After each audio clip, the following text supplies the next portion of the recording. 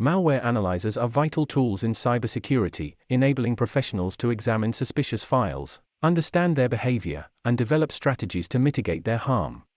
In this video, we'll explore a simple yet powerful Python script to perform static analysis on a given executable.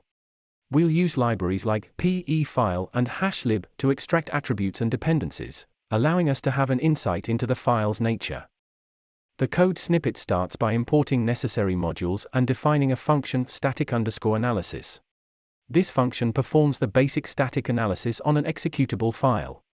It calculates attributes such as file size and MD5 hash, and it uses the pe-file library to read portable executable or PE format. By analyzing the PE's directory entries, it lists the dynamic link libraries or DLLs and functions imported by the file. How to expand on this? Include signature analysis. Compare the file's hash against known malware signatures to identify if it's a recognized threat. Add strings extraction. Analyze the human-readable text within the executable to understand its potential behavior. Incorporate dynamic analysis. Extend the program to execute the malware in a controlled environment and observe its real-time behavior, including network calls, registry modifications, and file activities.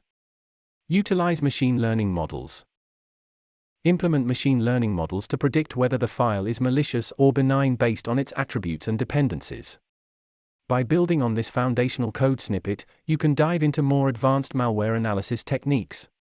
Integrating these additional features will offer a holistic view of the malware and provide more comprehensive insights, contributing to a more robust cybersecurity posture.